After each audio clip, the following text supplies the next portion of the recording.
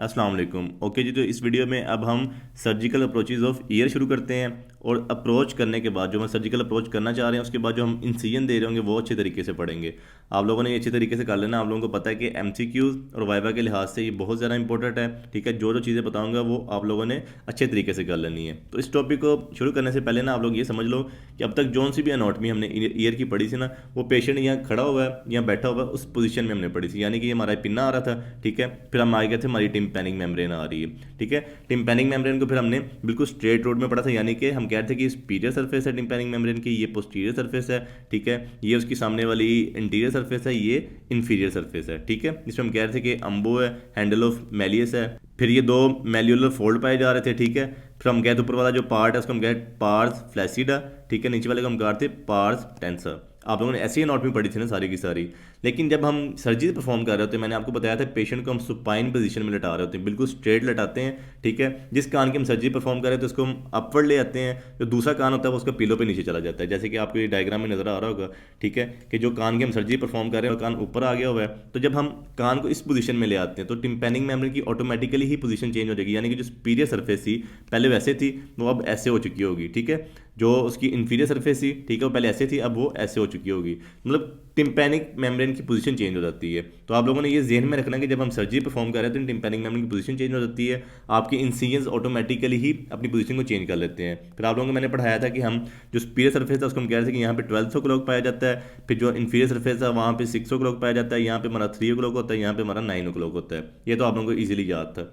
फिर मैंने आप लोगों को एक और चीज़ समझाई थी कि जो हमारी एक्सटर्नल ऑडिटरी कनाल है, मिसाल के तौर पे हमारी एक्सटर्नल ऑडिटरी कनाल का सुराख है, जो हमारा कान का सुराख है। ठीक है, उसकी एक पोस्टीरियर सरफेस होती है, एक सुपीरियर सरफेस होती है, एक इंटीरियर सरफेस होती है, एक इंफीरियर सरफेस होती है। ठीक है, जो पोस्टीरियर सरफेस थी उसकी बैक साइड पे हमारा पाया जाता है मस्टर्ड कैविटी, जैसे कि ये हमारा ईयर प्रेजेंट है। ठीक है, ये हमारी एक्सटर्नल ऑडिटरी कनाल की पोस्टीरियर सरफेस है। ठीक है, तो यहाँ पे हमारा सारा का सारा मस्टर्ड कैविटी पाई जाएगी ना। तो अगर हम पोस्टीरियर सरफेस को फाड़ते हैं, मतलब जो पोस्टीरियर कनाल है, या आप कह लो कि जो पोस्टीरियर कनाल वाल है जो हमारी एक्सटर्नल ऑडिटरी कनाल की है, अगर उस वाल को हम तोड़ेंगे तो हम सीधा मस्टर्ड कैविटी में एंटर हो रहे होंगे। बताने का मकसद ये है कि आप लोगों को पता होना चाहिए कि कौन सा स्ट्रक्चर कहाँ पे है। जब हम अप्रोच कर रहे होंगे तो कहाँ से अप्रोच करके किस स्ट्रक्चर में जा रहे होंगे, फिर आप लोगों को इजीली समझ आ जाएगा आपको। ठीक है, अब ये हमारी टिम्पैनिक मेम्ब्रेन ऐसे प्रेजेंट कर रही होगी जब पेशेंट लेट गया है, पेशेंट की हम सर्जरी परफॉर्म करने लगे हैं। ये डायग्राम में तो चलो लेफ्ट साइड पे पेशेंट लेटा हुआ है ना, तो अब हम राइट साइड पे मिसाल के तौर पे पेशेंट को ले लेते हैं कि पेशेंट राइट साइड पे लेटा हुआ है। ठीक है, उसका कान एक अपवर्ड है, उसकी जो सुपीरियर सरफेस है वो अब इस जगह पे आ जाएगी।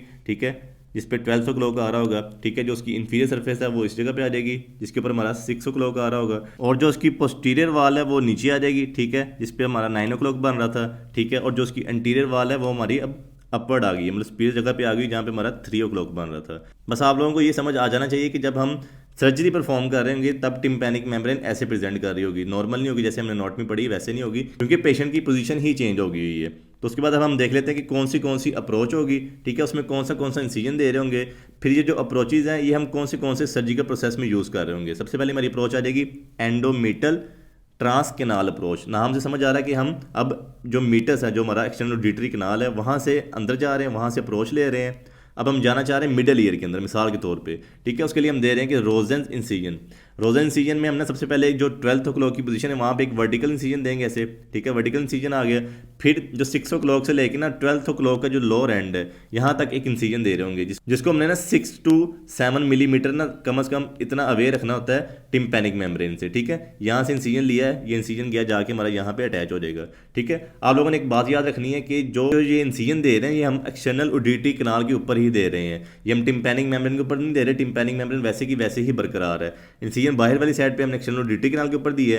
ठीक है, जब हम ये स्किन को फिर खींचेंगे, इंसिजन देने के बाद खींचेंगे बाहर की तरफ, मतलब बाहर की तरफ जहाँ पे हमारा कान है। ठीक है, इंसिजन को जब हम खींचेंगे साथ ही स्किन भी उखड़ जाएगी, साथ में हमारा टिम्पैनिक मेम्ब्रेन भी खींचा जाएगा। लेकिन ये होता ही है कि जो आपको पता है एनुलस मोटा स्ट्रक्चर है ना, ये हमारा बोन में जाके चिपका होता है। तो इस एनुलस को हम फिर काटेंगे, एनुलस को काटेंगे मतलब जितना हमने मिडिल एयर देखना चाह रहे हैं। ठीक है, सुपीरियर सरफेस से देखना चाह रहे हैं और पोस्टीरियर सरफेस से देखना चाह रहे हैं ना, तो हम उतना एनुलस काट देंगे। साथ में स्किन तो ऑलरेडी कटी हुई है, स्किन को खींचेंगे, एनुलस को काटा है, साथ ही हमारा सामने मिडल ईयर एक्सपोज हो जाएगा। ठीक है, तो ऐसे हम मिडल ईयर को अप्रोच कर रहे होंगे, इसको हम कहेंगे एंडोमीटल अप्रोच है। उसके बाद ना कुछ केसेस के अंदर होता है कि कुछ लोगों का जो कान का सुराख है बहुत बारीक होता है, छोटा होता है, तो उनके अंदर जो पोस्टीरियर सरफेस बोनी मीटस होता है ना, वो हमें स्टेपीज को सही तरीके से देखने नहीं देता, क्योंकि हमारा एम तो यही होता है कि मिडल ईयर के अंदर हम देख सकें कि जो हमारी बोन्स है वो ठीक है, वो टूटी तो नहीं हुई, ठीक है, जो मेलिसिंकस स्टेपीज है वो बिल्कुल ठीक है ना।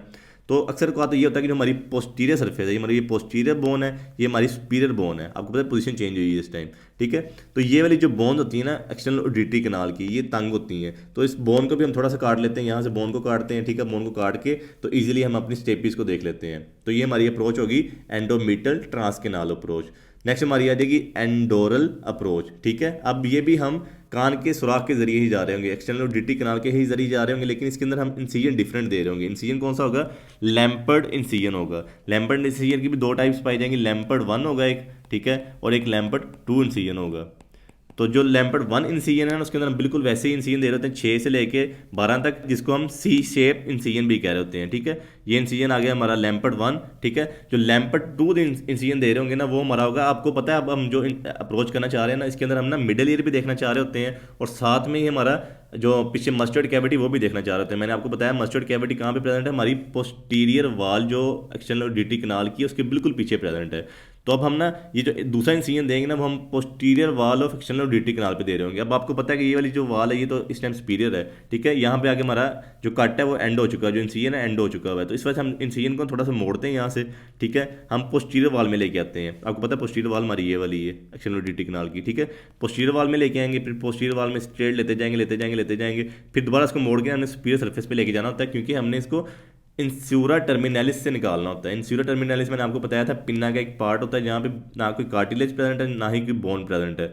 तो ये लेस इन्वेसिव बनाने के लिए ना हम इंस्यूरा टर्मिनलिस से निकाल रहे होते हैं। आपको इंस्यूरा टर्मिनलिस दिखा देता हूँ। ये हमारी ईयर की एनाटमी आ गई, ठीक है।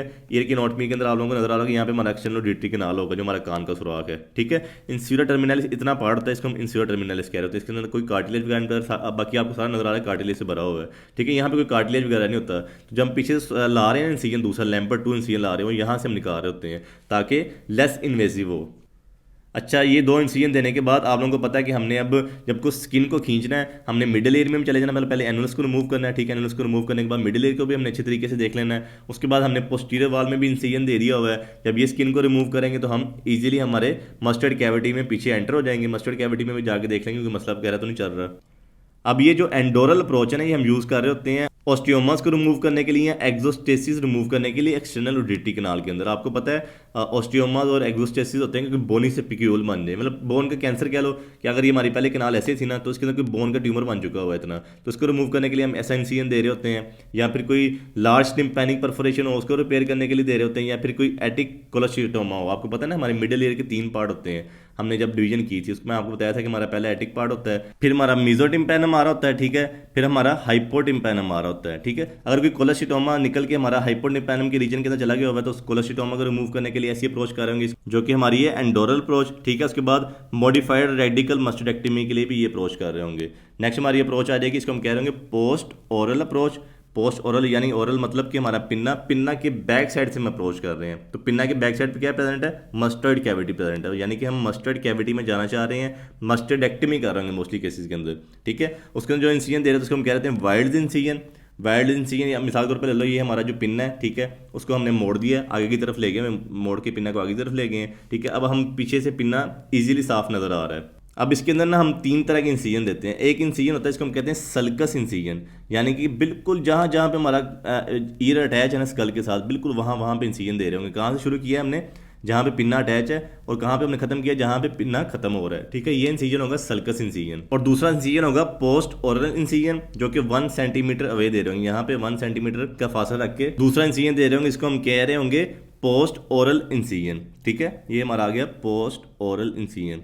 ये जो 2 इंसिजन है ये हम दे रहे थे अडल्ट्स के अंदर, लेकिन जब हम बच्चों की सर्जरी कर रहे हैं तो बच्चों में हम अप्रोच करना चाह रहे हैं मस्टर्ड कैविटी को, तो उसके अंदर हम ये इंसिजन नहीं दे सकते, क्योंकि आप लोगों को पता है उनके अंदर मस्टर्ड कैविटी अभी डेवलप नहीं हुई होती। मस्टर्ड कैविटी नहीं डेवलप हुई होगी तो आपको पता है यहाँ से हमारी जो फेशियल नर्व है वो निकल रही होती है स्टाइलोमस्टर्ड फोरामेन से, स्टाइलोमस्टर्ड फोरामेन से निकल के बाहर आ रही होती है।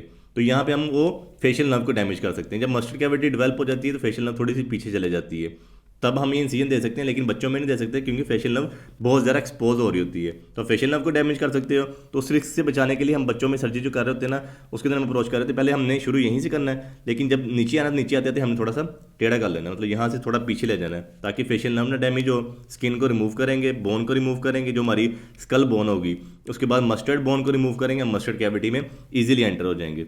इस रूट से हम ना वैसे मिडल ईयर में भी एंटर हो सकते हैं। आपको पता है, मैंने पढ़ाया था कि जब हम कह रहे थे कि हमारा ये मिसाल के तौर पे हमारा मिडल ईयर है, उसमें एक एडिटस बन रहा था, ठीक है, एडिटस से एंट्रम बन रहा था, एंट्रम से नीचे हमारे मस्टर्ड कैविटी बन रही थी। अब अगर हम मस्टर्ड में एंटर हो चुके हैं, मस्टर्ड कैविटी में इस टाइम हम एंटर हो चुके हैं, ठीक है, इस अप्रोच से, तो यहाँ से हम एंट्रम में जा सकते हैं, एंट्रम से एडिटस में जा सकते हैं, एडिटस से हम मिडल ईयर में एंटर हो सकते हैं। तो मिडल ईयर में आपको पता है जो ये वाली वाल जो सेपरेट कर रही होती है मिडल ईयर को और मस्टर्ड कैविटी को, इसको हम पोस्टीरियर वाल कह रहे होते हैं। तो इसी के अंदर ही हमारी सेवंथ नर्व चल रही होती है, सेवंथ नर्व का जो वर्टिकल सेगमेंट होता है वो जा रहा होता है, आपको पता नीचे ऐसे सेगमेंट जा रहा होता है वर्टिकल सेगमेंट।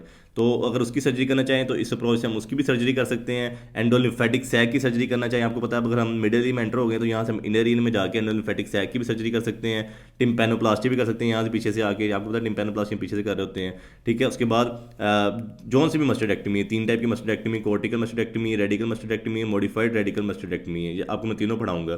तो इसी अप्रोच से हम सारी की सारी मस्टर्डेक्टमी कर रहे होंगे। That's all for the approaches and incisions of year. इंशाल्लाह नेक्स्ट वीडियो में हम कोर्टिकल मस्टर्डेक्टमी पढ़ते हैं।